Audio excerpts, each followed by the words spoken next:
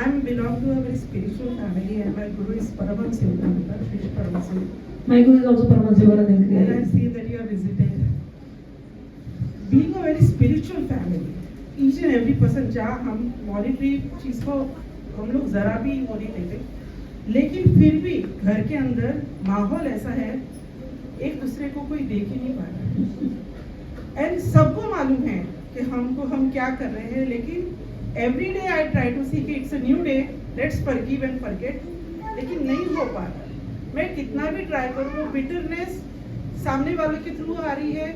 मैं रोज ट्राई करती भगवान को देखो, इनके अंदर भगवान को देखो, लेकिन एक्शंस कुछ ऐसे हो जाते हैं सामने से कि फिर से दिल खट्टा हो जाता है। और ये हम सब सफर कर रहे हैं इसके अंदर, और सबको पता है कि ये रॉन्ग है, लेकिन फिर भी इसमें से बाहर ही नहीं निकल पा रहे। तो मुझे समझ में नहीं आ रहा, और ये चीज की वजह से मैं आज यहाँ दौड़ी रही। मैंने कहा now I have to catch you.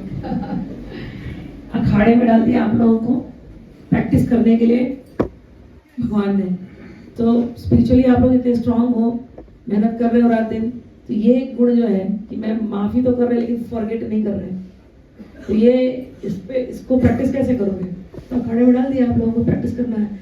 जब मैं छोटी थी तो मुझे भी गुस्सा ऐसे आता था बहुत बार, तो मेरे पिताजी ये सिखाते थे, forgive and forget even your greatest enemy. बहुत कठिन था, बहुत कठिन था, लेकिन मैं बोलती थी कि forgive and forget for what? तो बोलते थे for giving love and for getting love. तो ऐसे बोलने में तो बहुत अच्छा लगता है, लेकिन करने में बड़ा कठिन है।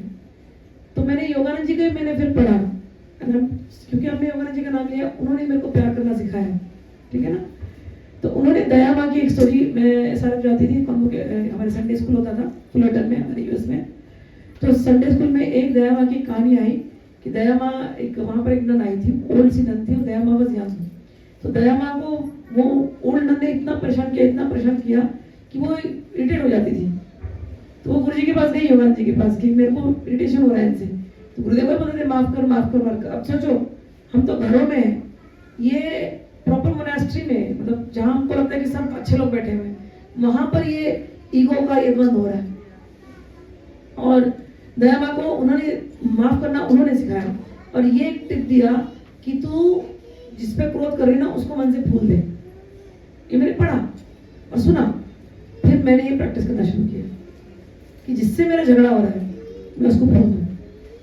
बड़ा कठिन होता है, अरे मन से भूल देना कठिन होता है, मतलब सामने है नहीं वो बंदा, और मुझ में इतना अहंकार, मैं बोलती हूँ मैं तो मतलब क्या ग्रेट साधिका, घंटों साधना कर सकती हूँ, क्रिया योग में मैंने टॉप कर लिया है, लेकिन माफ करते समय हृदय इतना कठोर हो जाता है कि एक फूल दिया नहीं जा रहा, मानसिक लानत है मुझ पर। तो मैंने लेकिन फिर भी गुरुदेव को याद किया, और मैं आई स्टार्टेड गिविंग फ्लावर्स। तो ये प्रैक्टिकल टिप, क्योंकि गुरुदेव के बताए रास्ते पर जो दया माता ने किया, एग्जैक्टली मैंने वही किया, तो मेरे लिए वर्क करी।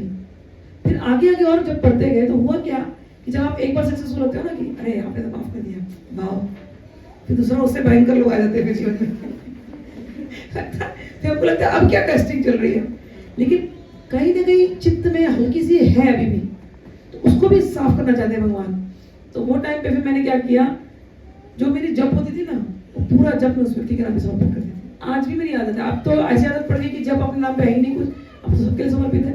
लेकिन ये प्रैक्टिस, आज मैं बहुत पीछे जब मैं मुड़ करके देखती हूँ तो I am very thankful to every person जिसने मुझे क्रोध दिलाया। I am thankful to every person जिसकी वजह से मुझे गुस्सा आया, या मुझे ऐसा लगा मैं माफ नहीं करूंगी, मैं इसको दिखा दूंगी।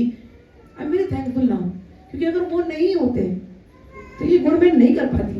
आज मैं अगर इतने लोगों की सेवा कर पा रही हूँ तो उन लोगों की वजह से कर पा रही हूँ, क्योंकि मैंने फिर वो साधना डेडिकेट करना शुरू किया।